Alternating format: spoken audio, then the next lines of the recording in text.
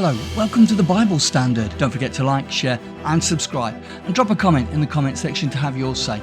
We love to hear your thoughts. Well, welcome to our series on the Ben-Kedem. This is being recorded for the Christadelphian video network, and there will be two studies in this series looking at the Ben-Kedem, or as we translate it into English, the children of the East.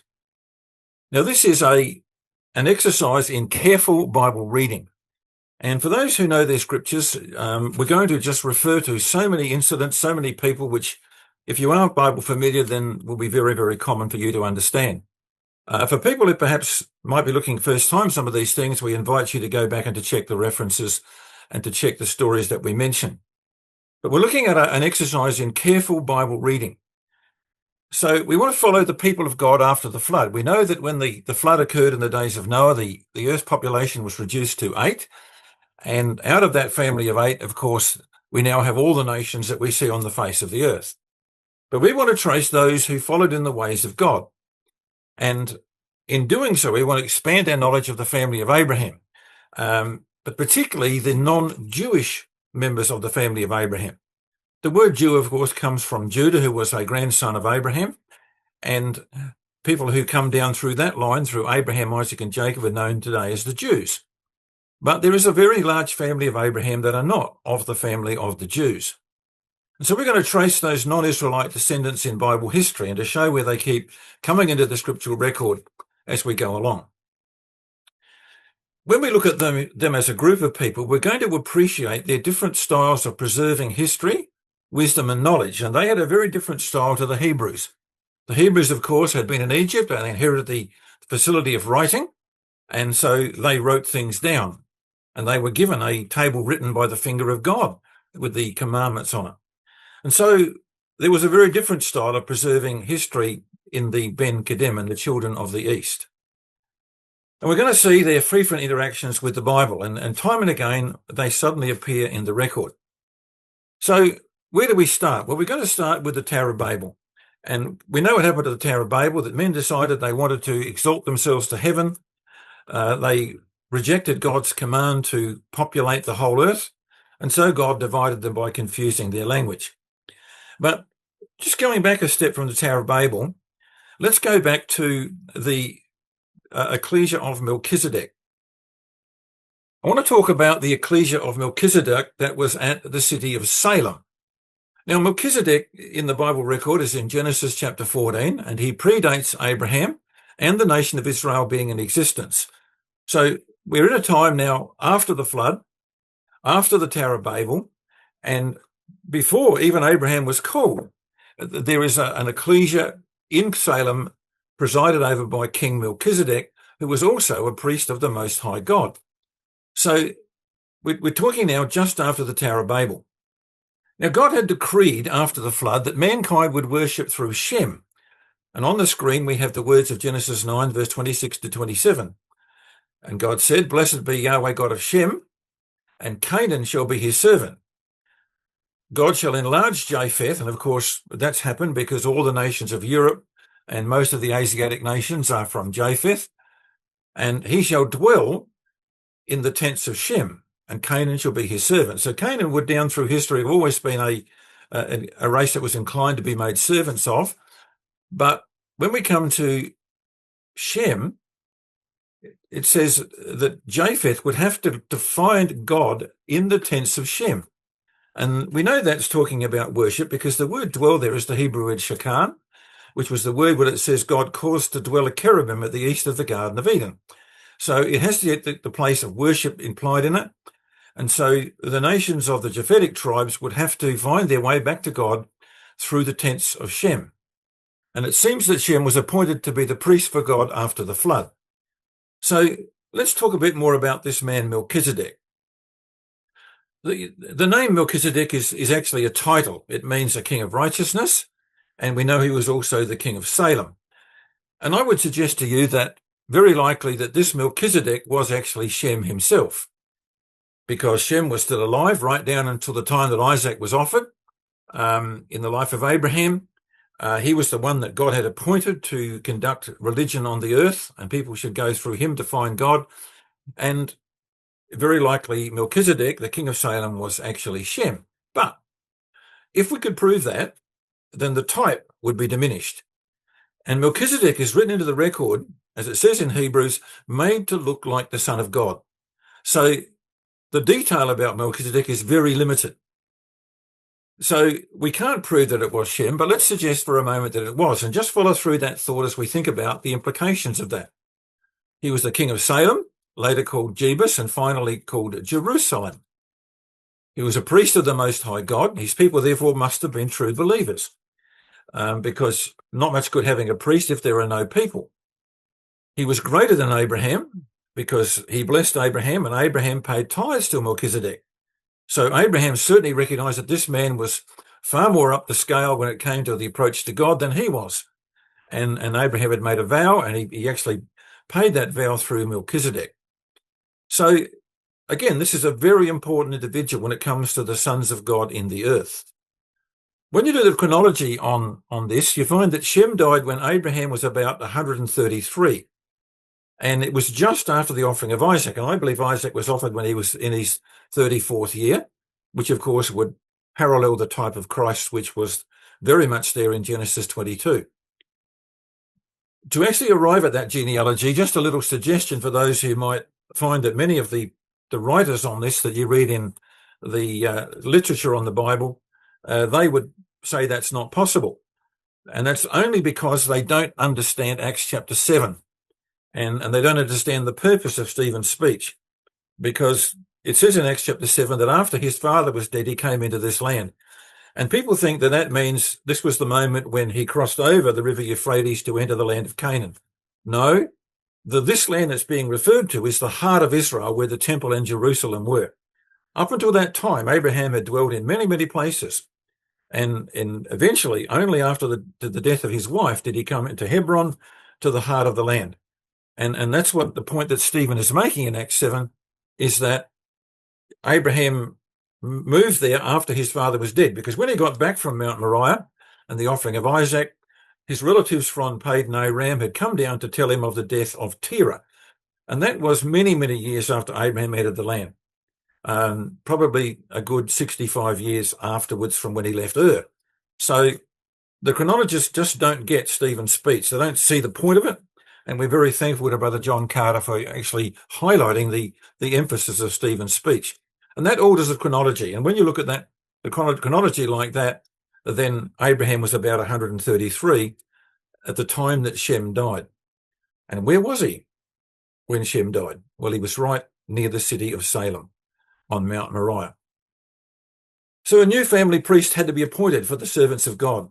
And because there was now the family of Abraham being brought into focus, a ram was offered, and God provided a ram. He didn't provide a bullock. He didn't provide a female lamb. He provided a male ram. When the law of Moses came to being, if you wanted to induct the high priest, then you had to offer a male ram. And I think this was a foreshadowing that there was now a change of the priesthood away from Melchizedek into the family of Abraham. And surprisingly, you find after this time, there is a garment that is handed on from Abraham to Isaac, and from Isaac to Jacob, and eventually to Joseph. And you get the idea that there was in the family of Abraham the passing on of a priestly garment. And I'll leave you to follow that thread through for yourselves. But you think about this Melchizedek. He's before Abraham and the nation of Israel. He's there in Salem. He was both a king and a priest. With Melchizedek, we have the first occurrence of bread and wine being used in worship. Abraham paid tithes to Melchizedek. And the record is written in such a way that makes him look like the Son of God. There's no genealogy. There's no time limit on his priesthood as you get with the Aaronic priesthoods, where they started at 30 and finished at 50. He was made to look like an eternal priest. And so he was prefiguring the work of the Lord Jesus Christ, who would be both King of righteousness and King of peace. So there was this man living there at that particular time. But where did these people go? Because soon after Abraham arrived in the land, the Canaanites were now in starting to invade the land that was there. You know, God said to Abraham that there will come a time in about 400 years when the iniquity of the Canaanites will be absolutely at its zenith, and I'll have to destroy them. So the Canaanites were now moving in, and the Canaanites were people who came largely from the area of Babylon, Some of them came from the Isles of Greece. Some of them came down from the north, but they were generally Hamitic people. And so they were quite different to the Hebrews and the Shemites. But they moved into Canaan and they brought with them all these strange gods that had a focus upon sexual immorality. And of course, some horrible gods like we find of Molech and some of those other Baals that came in, and we see through the book of Judges rearing their head even in Israel. So what happened to the people of Salem? What happened to the believers in Salem? Well, I suggest to you that they moved southward when the Canaanites came along and the Amorites came along, and they went down to the area we today called Midian, right down in the south near the Gulf of Aqaba. Well, we don't hear much more of anything about Salem until David takes the city under Joab. And when Joab gets into the city, he slaughters all the men of Jebus because they were Canaanites. They had mocked David's troops, and Joab went in there and slaughtered them.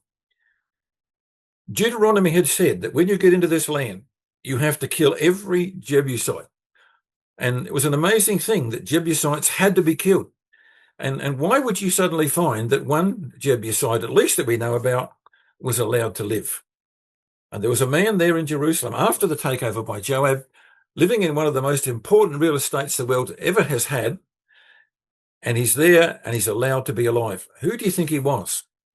Well, Ornan the Jebusite was not only a survivor, but I believe that he was spared life because he was of the original kingly lineage. In Joshua 10, when Joshua invaded the land, in Salem, there was a king of Salem called Adonizedek. So you can see again this carrying on of part of the title of Melchizedek. It was in Adonizedek. And they, of course, were put to death. But it may well be that the last of the line of the kings now was still in Salem. And that's why I believe that Ornan, the Jebusite, was not only allowed to live, but if you come with me to the 2nd of Samuel chapter 24, you're going to see a most amazing little verse about the time when Ornan and David do the transaction over the site of the temple that would be built. And this is something which you can just read over so quickly as we go through the readings, and yet we miss such a wonderful point about this man Ornan. So we're going to read together 2nd of Samuel 24 and verse 23. Talking about the transaction of buying the temple site. And these things did Araunah, or Ornan, as a king, give unto the king. So even though David paid for the site, the things that were needed for the sacrifice, the burning of instruments and all those other things were donated by Ornan. So this wasn't a case of David taking it off a Jebusite who was about to be killed. This is a Jebusite allowed to live. And now he's sharing this with David as a king to a king. Now, if he wasn't of the lineage of Melchizedek, why the comment? Well, he certainly behaved like a king and he's left to live. And I suggest to you that very likely he was of the same kingly lineage. And maybe he was the last survivor of that lineage. So we have quite a bit of information about Melchizedek and the people who lived at Salem. And here is the quotation for you on the screen, just in case you didn't look it up. You know, Ornan said to David, you take and offer up whatever seems good to you. There's oxen, there's threshing instruments, burn all my plows. And he donated this and he gave it as a king to the King David. A very interesting quotation from that particular section of scripture about the ecclesia at Salem. Well, we know that Melchizedek was a great type of the Lord Jesus Christ. It says in Hebrews, for this Melchizedek, king of Salem, priest of the Most High God, who had Abraham returning from the slaughter of the kings and blessed him, to whom also Abraham gave a 10th part of all, first being by interpretation king of righteousness, and after that king of Salem, which is king of peace. Without father, without mother, without descent, having neither beginning of days nor end of life. Now, of course, he had a father and mother. Of course, he had a genealogy. But everything about his origins are concealed in the way the record is written. Why? He's made like unto the Son of God. And that's why when you go to Psalm 110, where God is talking about the reign of Jesus Christ, he says, you are a high priest forever after the order of Melchizedek. A king and a priest combined in a city of peace. And we know how that goes into the book of Hebrews in great depth. So he's a great type of Christ. And he's somebody that was there before Abraham comes on the scene.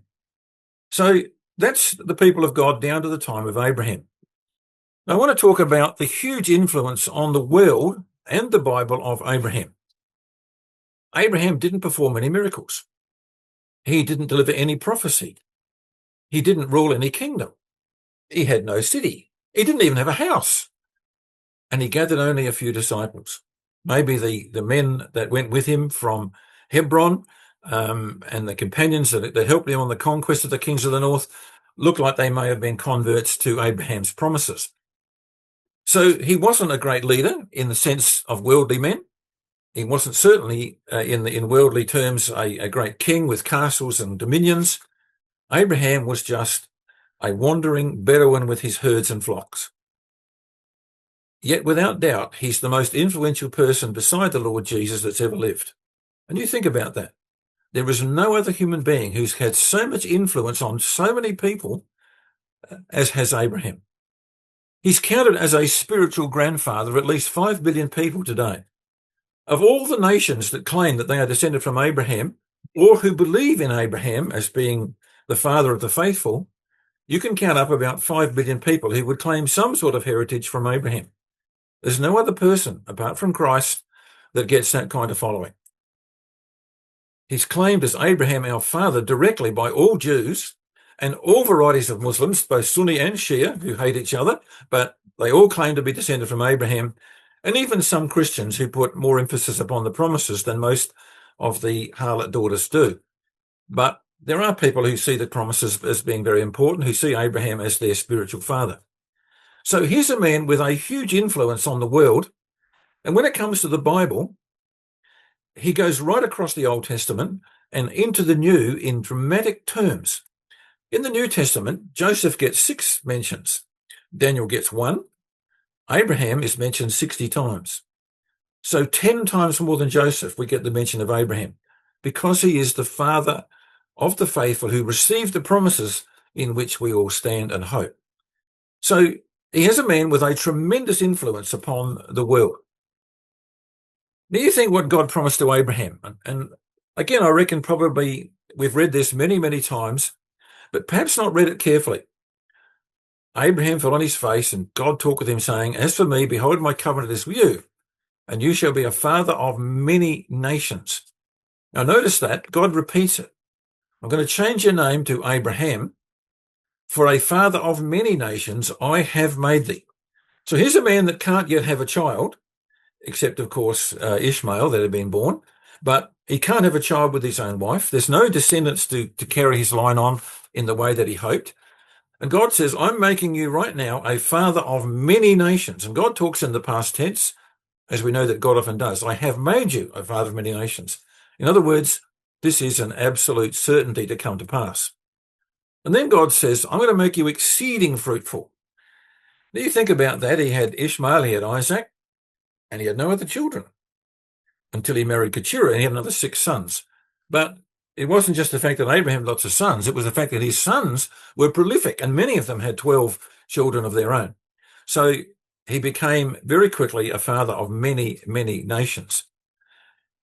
And then God says, I will make nations of thee. So again, the multiple nations. So 3 times God says there, I'm going to make nations of you. But also there are going to be kings in those nations.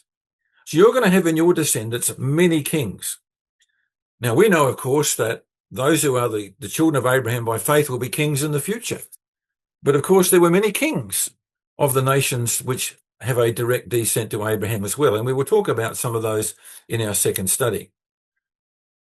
So let's just say what that's saying to us. Abraham would be the literal father of many nations. So these include the Jews, the numerous Arab nations, all of those that come from Ishmael, the Edomites from Esau, the Midianites from Abraham, the Kenites, Sheba, Dedan, all of those are nations who go back in their genealogy directly to Abraham. So ultimately, Abraham will be the father of many nations, as the spiritual children of faith are incorporated into the promises. So Abraham will be a father of many nations in 2 senses. Father of literal nations, yes, but also the father of a spiritual nation, the children of faith, because they accept the promises. And Galatians 3 says, as we well know, if you be Christ, then you are Abraham's seed or children and heirs according to the promise. So we become incorporated into those families of Abraham by our faith. But there are many, many nations that actually have a literal descent from Abraham. Well, let's look at Abraham's children. Now, these nations would receive special treatment by God because they were Abraham's seed. When Ishmael was born, and Abraham was very concerned about Ishmael, he prayed to God, oh, that Ishmael might stand before thee. God said, no, in Isaac shall thy seed be called. So God said to Abraham, let it not be grievous in thy sight because of the lad, and because of thy bondwoman.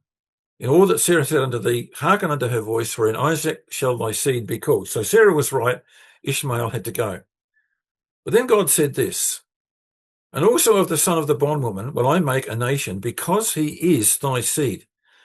And that's really important. So Abraham is assured that his son, even though he was the son of the bondwoman, even though this was an unfortunate sidetracking of the purpose of God, this son would be blessed by God because he was Abraham's son, because he is your child. And so when Hagar was in the wilderness and crying out for lack of water, it says God heard the voice of the lad, not the mother. He heard the voice of the lad for Abraham's sake. So Abraham's family became what we call the children of the East, and they occupied the area called the Ben-Kedem, the children of the East. The Hebrew word Ben-Kedem means the children of the East.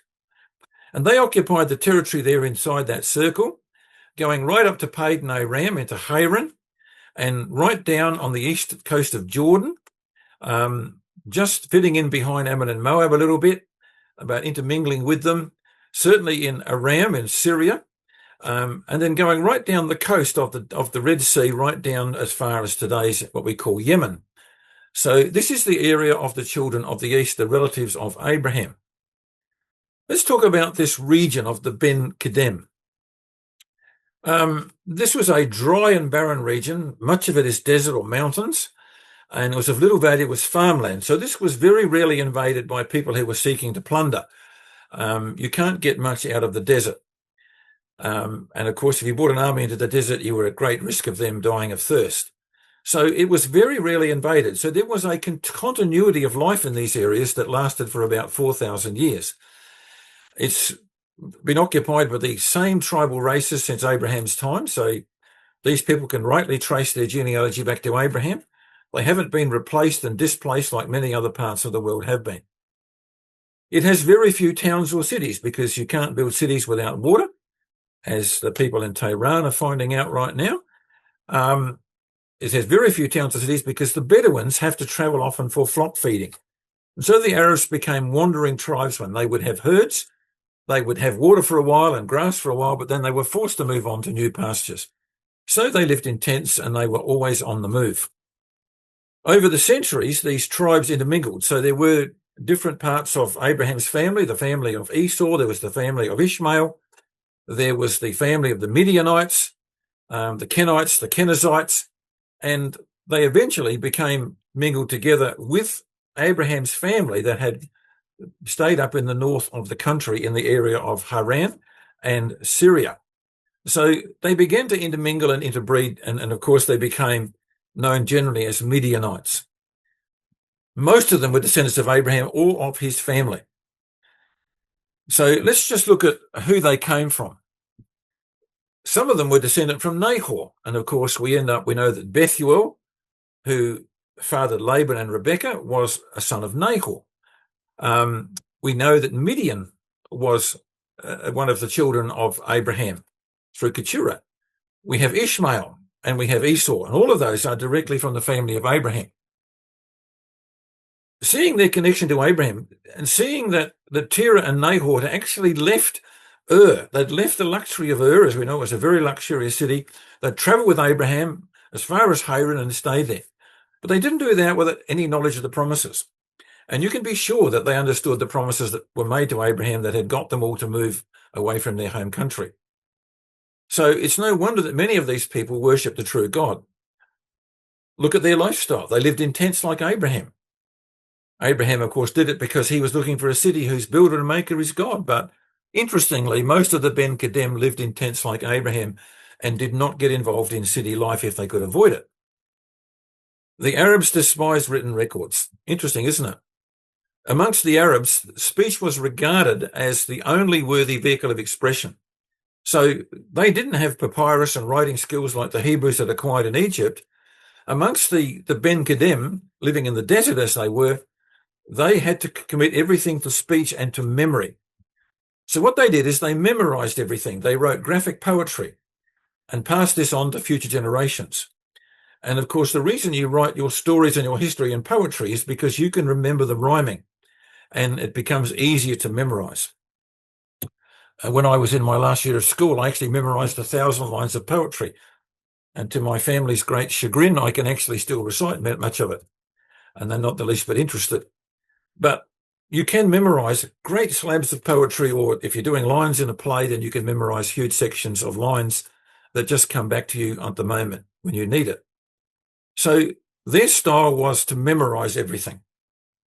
They traded in desert produce. So you find that when it comes to what they produced, that was the things they got from the trees of the desert. So there were dates and myrrh and spices, and they set up trade routes between Egypt and Mesopotamia. Isn't it interesting? When the time came for Joseph to be sent down to Egypt ahead of his brethren, and his brethren were about to kill him, and they sat down to eat bread, and they lifted up their eyes and looked, to behold, a company of Ishmaelites. So here are children of Abraham. They came from Gilead with their camels bearing spicery and balm and myrrh, going to carry it down to Egypt. So they were taking to Egypt the things that the Egyptians would use for embalming of the dead. And of course, that was a big thing in Egypt. And they were carrying it from Gilead, of course, which was over on the far east of Israel in the mountains of Gilead, which was the area of the Ben-Kedem. And the trees there would produce all these spices and ointments, and they would be carrying it down to Egypt. So they became traders, and they would then connect Persia and Babylon to Egypt and create the trade routes between the two, because they had the animals that could actually get through the deserts.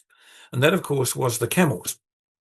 So you can see here, going from Haran down to Egypt, where the children of the East were living, developed the King's Highway. And there on the east of Jordan was this highway that actually went down through the desert. And a couple of maps show you the various stopping points on that highway that was developed over the years. You notice there's a route that goes directly east from the Dead Sea. And that, of course, was the trade route to Babylon. And most people would not travel that. It was only the really experienced desert dwellers who knew how to find water and who had camels who could last for days without water that would actually tackle the direct route to Babylon. Mostly they went up to the Euphrates and then followed it down to Babylon and Persia. So it was a very hazardous route to go across the desert. And again, the Ben-Kedem excelled in cutting the time of the journey by taking their camels across the Arabian desert. And only the Arabs will use it.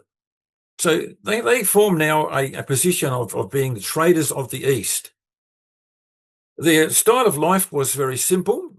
This is a picture of a Bedouin tent, and the tent you see today, slightly more modern than the one made out of goat's hair that would have been in Abraham's time, but nevertheless on the same principle. You pick up a few boughs of wood along the way, you stretch your skins over it, and then you bring out your dismantleable furniture, and that's your home, and you stay there until you move on. They had very few possessions, just a few cooking utensils, a bit of mattress bedding, and they lived very simply life in the desert. And very little has changed in thousands of years. So going from Abraham's time down to now, we're almost 5,000 years, maybe 4,000 years, and we come back to 1890, that photograph on the left there. When people went into this area, they found that there were people living very much like Abraham's time and with the ancient skills that they were using there in their music at that time. So not much has changed amongst the Bedouins in all that time. Let's talk about Abraham's relatives. Nahor, his brother, left there with Abraham. He must have believed something of the promises. So no doubt Nahor and Terah had understood the promises. Nahor's son Bethuel was the father of Laban and Rebekah. They finally resided in a place called Padan Aram, which we call today northern Syria, just below the Euphrates. So it seems that eventually, perhaps after the death of Terah, that the family of Nahor moved over the river into the top of the area of Canaan. But they resided in a place called Padan Aram. They knew the promises well. When Rebekah was to be sent away, this is what the family of Laban said. They blessed Rebekah and said to her, "You are our sister. Be thou the mother of thousands of millions." Now, why would you say that to a woman? I mean, she might be wondering if she could have a dozen children, but she didn't want to be the mother of thousands of millions. But you see, they saw the eternal aspect of this promise that God would make a tremendous seed of Abraham that would come into the world, and it would come through the agency of Rebekah and those women that followed her, the mothers in Israel. But what a wonderful promise. Be thou the mother of thousands of millions. And you wonder if they'd heard about the stars of heaven and the sand of the seashore, that being promised to Abraham. And then we have this most glorious connection back to Genesis 22. Let thy seed possess the gate of those which hate them. And that is a direct reference to the promise made on Mount Moriah, that the seed of Abraham, the singular seed of Abraham, would possess the gate of his enemies. So they are completely across the promises. And when it came time to find wives for their children, both Abraham and Isaac found faithful wives from Padan Aram for their sons, because they were believers in the promises. Now think about another man we read about that actually went to get Rebekah. At one stage, Abraham was considering he might have to leave everything that he owned to this man called Eliezer of Damascus. So again, Damascus is in Syria. We don't know how he came to be in Abraham's household. Maybe when Abraham passed through, he became a believer. And we know that Abraham preached the gospel to the men of Hebron. He obviously picked up this Eliezer from Damascus. He was certainly a believer. And you see his amazing prayers in Genesis 24 and his tremendous love for Abraham, his tremendous care for Isaac. He was implicitly trusted by Abraham. So again, we have a man who's not of the seed of Isaac, but is very much a part of the calling of God as one of his people. And we're going to see later on, a man comes from Pethor. Now, Pethor is in the mountains of Aram. A man comes from the territory of Bethuel and Laban and Rebekah, and he comes down to curse Israel at the behest of the Midianites. What is remarkable about Balaam is that he's a man that God talks to. He's a man that God tries to save, because he's from this family that comes from the north in Syria. But before we get on to Balaam, let's talk about Ishmael. Well, when Ishmael was to be sent away, or when Ishmael was to be born, Yahweh's angel appeared to her, to Hagar, said, "You are now pregnant, about to give birth to a son. You're to name him Ishmael, for Yahweh has heard." So Ishmael's meaning God hears. He's heard your painful groans. And here is a character sketch of the family of Ishmael down through time. He will be a wild donkey of a man. So there's going to be some stubbornness. There's going to be a lot of noise. And there's going to be some solitary behavior. He will be hostile to everyone, and everyone will be hostile to him. He will live away from his brothers. So he will actually be very much living in the desert in isolation amongst the Bedouin tribes, where they moved in very small family groups. So again, this was not to be a great nation builder, was Ishmael.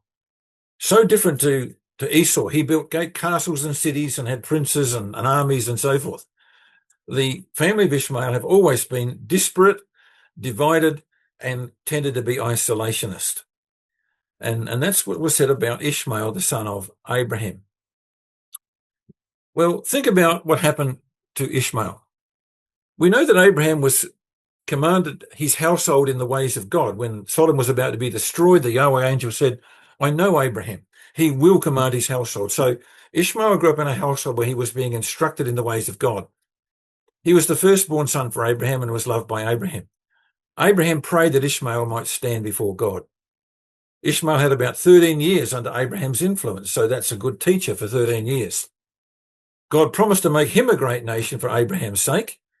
Ishmael was one of the very first to be circumcised, and when he was dying, God heard the voice of the lad. He had 12 sons, so here is now the beginning of the thousands of millions, and he lived 137 years. Now, one of his sons, when you go through and look at his list of his sons, one of his sons was called Massa. And I just ask you to tuck that name away until we come to the second study. One of the sons of Mishmael was called Massa. His descendants live in the deserts from Havilah to Shur, so right down from the way to Egypt, right up to the northern border of the Euphrates. So they spread out across the deserts of Arabia. When Abraham died, he stood with Isaac at Abraham's funeral. Later, the tribes of Ishmael were generally known as the Midianites. So because they never actually set up any cities, because they never set up a real national existence, they didn't have any kings in Ishmael, because they were such disparate tribes, they eventually were absorbed into what is known as the Midianites. And of course, they were also children of Abraham. Well, let's talk about Midian, because Midian has a huge part in the Bible. Abraham had a son called Midian. Now, after Sarah died, Abraham married again and had 6 more sons, which is quite remarkable. It gives you some idea of the degree of the transformation of Abraham's body that he considered dead at the time when Isaac was about to be born. He was actually given a vigorous body to actually have 6 more sons. We can assume that Abraham continued to instruct his sons in the ways of God. That was what he was commended for, but we only know about 2 of them. Finally, he sent them away from Isaac's promised land to go east. So the time came they had to be separated from Isaac, and they were sent across the Jordan into the east country. But here are the 2 sons we know something about. Jokshan became the father of Sheba and Dedan, and they appeared to go right across to the Persian Gulf. And today we would call them the Yemenis. They went right down south, the Gulf states and Saudi Arabia. So, that part of the family of Abraham went very much to the east. Son number 4 is the interesting one, Midian. Midian had 5 sons, and these became the Bedouins, and they spread over the area between Israel and the Arabian desert. So across the other side of the mountains of Gilead, at the beginnings of the desert near the King's Highway, we have the family of the Midianite families. And they went right down to what we call today Aqaba, and down to that side of into the Arabian Peninsula. 300 years later, Moses flees from Egypt. Where does he go? Moses flees from Egypt. Where does Moses go? Does he go up to where the family might be still in Padan Aram? Does he go to Salem? No, he goes to Midian, and he lives amongst the Midianites for 40 years. So again, there's a family connection even now to Moses. Now, while Israel's in Egypt, there's a most interesting incident put into the Bible about this time. The children of the East, and we're talking about Job and his fellow worshippers. The story of Job happens while Israel are in Egypt. So Abraham's gone through his life. Jacob's gone down to Egypt. They were in Egypt for over 215 years. So during that time, we have an incident recorded which comes to us as the book of Job. Now, we would believe that Job was descended from Esau. The Septuagint of Genesis 36:33 would indicate that. Eliphaz was a Temanite, and Teman was Esau's grandson. So again, we have this connection back to the family of Abraham. The people involved in the record of Job are from Teman, the south, and from Uz, which of course is Edom. So when you open the book of Job, it says there was a man in the land of Uz. So he was from the land of where the Edomites were, whose name was Job. That man was perfect and upright, and one that feared God and eschewed evil. This man was the greatest of the Ben-Kedem. So again, this term is brought into it. So as we talk about these non-Jewish worshippers, we are now going to be shown an ecclesia in operation in the days of Job amongst the Ben-Kedem. And this is something which really makes the Bible record start to come together. So who else was there? Well, Elihu comes along at the end of the story of Job. He's a descendant of Nahor, Abraham's brother. So he probably came from the north down to the where they were in the south. He was a descendant of Nahor. Bildad the Shuhite was probably a grandson of Abraham, Shua being the son of Keturah. So Bildad being a son of the Shuhite was of the family of Shua. So again, very likely connection back to Abraham. And they were all sons of God coming to present themselves to God. So these are people who fit the pattern of Genesis chapter 6, the sons of God that should have been keeping the ways of God before the flood. And that's a term which relates to genuine worshippers. And they come to offer worship to God. Even though many of their comments that they made about Job and God were wrong, they did have a very deep conviction about God and his ways. And so they had formed their own ideas and theories, but they were people who were very devout and very concerned about righteousness. They believed in the resurrection. You know, Job talked about standing again upon the earth at the last day. And God was trying to save the misguided friends of Job, and in the process to improve Job as well. Now, I want to just offer a couple of interesting thoughts about the book of Job. We know that Job was a very godly man. He prayed for his children every day. He was a man, obviously, that nobody could question when it came to his religious integrity. So here's a man who was a very godly man. And so were his friends.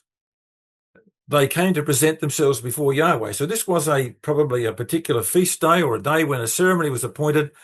And they all came from their Bedouin tribes down to this point, and they came there to present themselves to God. And at the end of the book, Job is to pray for his friends. So isn't it interesting that these people were worshippers of God who had a very strong conviction about the things of God, even though it was slightly misguided. And in the end, it was the prayer of Job that saved his own friends. But you think about what Yahweh said to the Satan. Where do you come from? And Satan answers, from roving about the earth and from walking back and forth across it. And of course, Bedouins move around. So when they were asked, where have you come from? Well, we're Bedouins. We're on the move. Now, I know what the churches make of this. They talk about this horrible Satan being thrown out of heaven, walking around trying to trip people up. Well, no, it was simply saying that we have been all over the place, moving around because we are Bedouins. And so the question then goes on, and it comes to the heart of the matter, which is their feelings about Job. So let me just offer you a suggestion about the Satan in Job. I believe, as you find in C.C. Walker and a couple of other commentators, that Job was actually a personification, or the Satan in Job was the personification of the envy of Job's friends, and especially Eliphaz the Temanite from the south country. So the word Satan is not a capital S on it. It's not even a word that should have been left untranslated. As we know, it's an opponent or an adversary. So amongst the worshippers, there was an opposition to Job. There was a questioning of God's righteousness. And of course, that was the whole point of the book, is that you have not spoken that which was right about your God. They were suggesting that God rewarded people who were actually secretly sinners. Or that God rewarded people that were just doing it for what they got out of it. And again, they were great questions about God that had to be sorted out. So think about them. If this was the envy of Job's friends, that was the Satan. As Bedouins, they were always on the move, going to and fro. Job's family had houses. They had lands. They had livestock. Job was obviously settled somewhere in a very prosperous situation. Maybe these Bedouins were quite envious of Job with all that he had. That's only human nature, isn't it? That we find it hard to accept the blessings that others have. And so they are questioned by the angel. And I believe it was an angel that questioned them, because this is God's typical method, like saying to Adam, Adam, where are you? Have you eaten of the tree? Elijah, what are you doing here on Mount Horeb?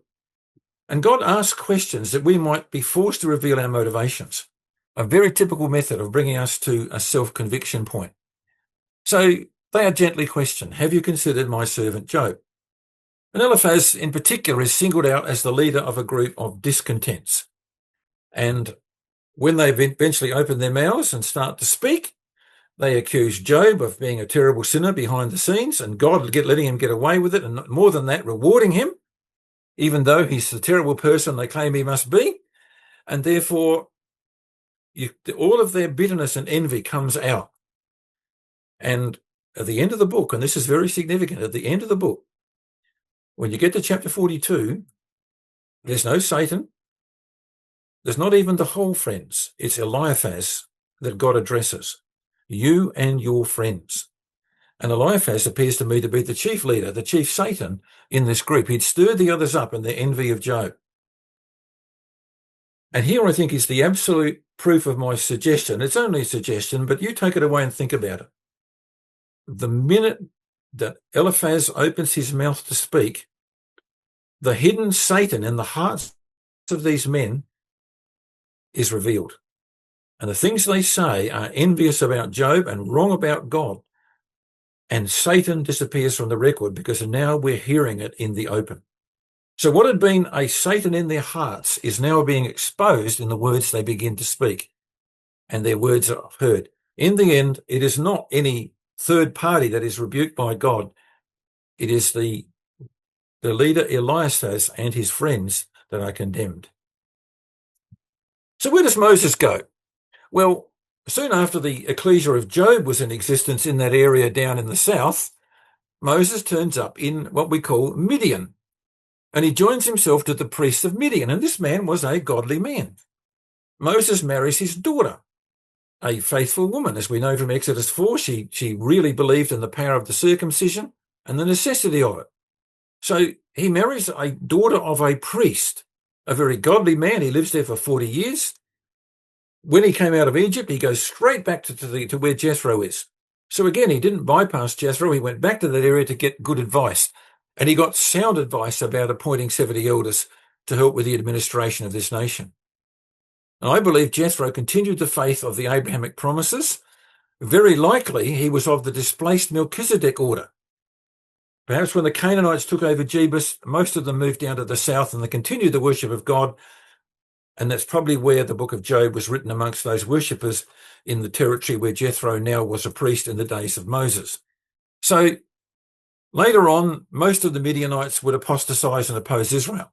But there was a continuation of the Abrahamic promises in the family of Jethro. Now here's a chart of the family tree of Moses.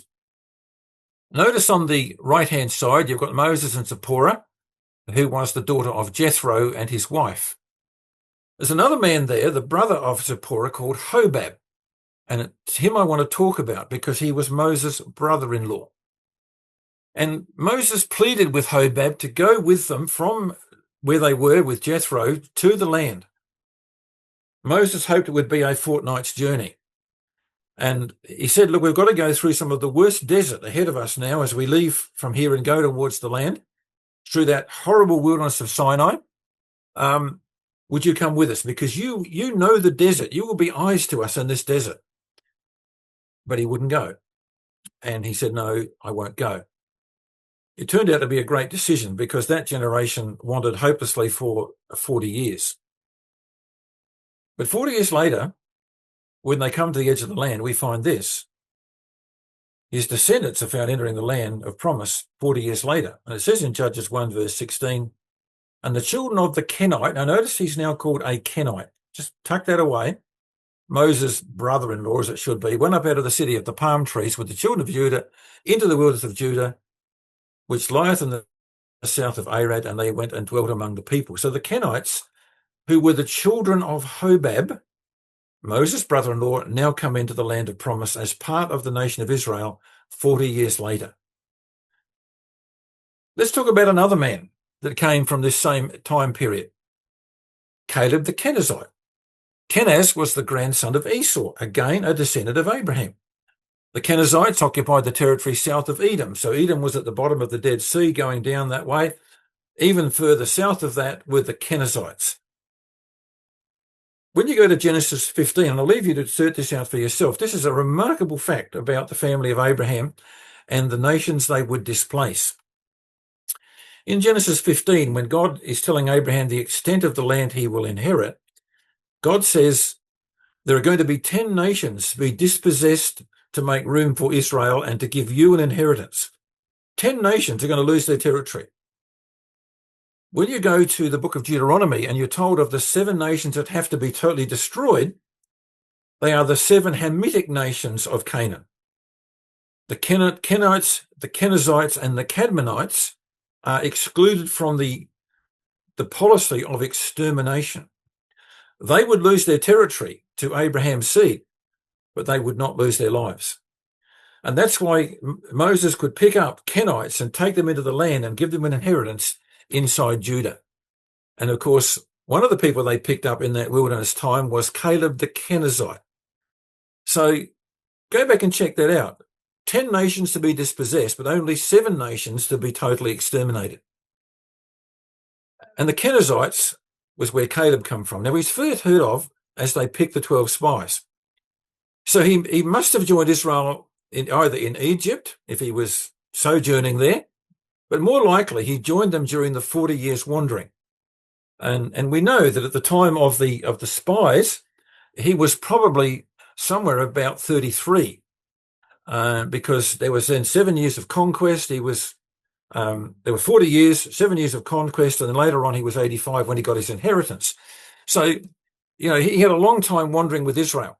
So I suggest he was picked up while they were going through the wilderness, because they went through the land of the Kenizzites. He must have been a man of ability, because he was quickly accepted as a leader in the tribe of Judah. So when they came to pick their spy, then he was regarded as a prince of Judah to be a spy. Always in the record, almost always, you get Caleb and Joshua as a partnership. And that goes right through until they get into the land and he goes to get his own inheritance. But whenever you read about what God says about these two men, it's always Caleb and Joshua in that order. He was a man of outstanding faith and courage. He stood up with Joshua against those who wanted to stone them and pleaded for them to give God a chance to destroy the giants in the land. A man of great courage and conviction. Finally, 38 years later, after the spies, he came back at the age of 85. He got his inheritance at last. And the first judge was Othniel, one of his relatives. We're not sure exactly of the relationship. It could have been a son-in-law, a brother-in-law. Hebrew is very vague about relationships, but he was certainly a relative of Caleb. So again, here's another man, not of the direct line of Abraham, who's been incorporated into the hope of the promises in Israel. Well, then we jump down to Balaam. Now, Balaam, of course, was brought into the matter before they crossed over the Jordan to go into the land. Let's just think about the number of years between Abraham and Balaam. Many of the Midianites by this time were now deeply involved in plotting against Israel. They had seen that this great nation coming out of Egypt would be a great threat. And so for many, many years, the Midianites in general rose up against Israel. But look at the chronology of the time period down to Balaam. Abraham died at 175. Isaac was 75 when he died. Jacob is 15. Jacob goes to Egypt when he's 130. So another 115 years have gone by. Israel and Egypt, 215 years, and then 40 years in the wilderness. That's another 255 years. So we're now talking 370 years after Abraham dies, we come to the Balaam incident. So a lot of time has gone past. And many of the Midianites have now opposed to Israel. A lot can happen in 370 years about people's beliefs. So the Midianites advised Balak, the king of Moab, about the reputation of a man called Balaam, who lived in Padan Aram and was of the relations of Abraham. And his reputation as a diviner is couched in the terms of the Abrahamic promises. Look what they said. And Moab said to the elders of Midian, so the king of Moab, desperate for help against this, what he sees as an invading army coming up from the south, he says, look, we're going to be eaten up like an ox with a big tongue licks up grass. And he appealed to the Midianites. Do you know anybody that can help me to curse this people? And so he said to Balaam to get Balaam from Pethor. Now, Pethor is in Padan Aram, right up in the north of Syria, where Laban used to live. Come now, I pray thee, curse me this people, and look at the reputation. I wot or I understand that whom thou blessed is blessed, and whom thou cursed is cursed. You could not get a more direct steal from the promises to Abraham that was now being used as the reputation of Balaam. And of course, the elders of Midian went to bring Balaam down because he was one of their relatives. And so they bring him down to curse Israel. Now, what is fascinating is the way that the Midianites play him. He's from Pethor, only 70 kilometers from Haran. God's promises were known there, as we see. His reputation is expressed in terms of the Abrahamic covenant. His own declaration was, I will consult Yahweh my God. I've heard some incredible Christadelphian views on who Balaam was, and some of them completely unfounded. He was a person who talked to God. There were no other gods in his life. There's no other idols ever mentioned about Balaam. He talked about Yahweh my God, that he had to consult. He prayed to God and he said, I will get an answer. I mean, that's not arrogance. He's a man that's used to talking to angels. Whenever he meets the angels that come to him, he's quite familiar with them. There's no need for the fear not that most other people have to get when they're introduced to an angel. Balaam just talks to the angel like it was the next door neighbour. When it came to time to offer sacrifices, he offered in sevens, always clean animals. And this is the key point. The Midianites never, ever told Balaam who this people from Egypt was. This is a time when there was no knowledge of current events going on in people's lives. He did not know who this people were, and they concealed that from him. And the very first moment that the name of Israel is mentioned is when God puts words in Balaam's mouth. And he says, I've been told to curse Israel. And the Midianites are horrified that now it's revealed exactly who he's dealing with. He's dealing with his relatives. And from that point on, Balaam is incredibly reluctant to go on. But God drives him. But before he got to that point, God had extended mercy to save him using an ass. Even making an ass speak, God wanted to save this man. And he gave him every opportunity to repent. But he went past the point of no return. And so God said, you go, and you're just going to be a voice, just like Judas. What is interesting about Balaam, he's always used as a lesson to the brotherhood of the dangers from within the ecclesia. We get plenty of warnings about the world, about men in the world that will try and afflict us. But both Jesus, Peter, and Jude all talk about Balaam as the danger from within. And here was a man who knew the promises, who knew the history of the family of Abraham. And here's a man that rises up because he's greedy to curse Israel. Well, look what happens to him. He was one of the descendants of Abraham through Keturah. The Midianites were. They were friends of the king of Moab. They find Balaam, and Cosbi, the daughter of Zer, the prince of Midian, leads to corruption. We won't go into the story of Numbers 25. You should know it very well. But it was a Midianite princess that led the apostasy. So what does God do? Well, when the Balaam incident is over, God says to Moses, declare war on Midian, not on Moab. If that's the children of Lot, they didn't know what they were doing. The horrible influence here are the Midianites. Declare war on Midian. And they find Balaam sheltering amongst the elders of Midian. And God said, those women of Midian are so evil now, they cannot live after the battle. And God says, you smite them because of their wiles and their trickery. And so the Midianites were wiped out. And when they slew the kings of Midian, notice that, the kings of Midian. Remember what God said to Abraham? Kings shall come of thee. Well, here they are. The kings of Midian now had to be slain. They slew 5 kings of Midian, Balaam amongst them, they slew with the sword, among those that were slain. And we have 2 records about that, making the point that it was the sword that took Balaam out.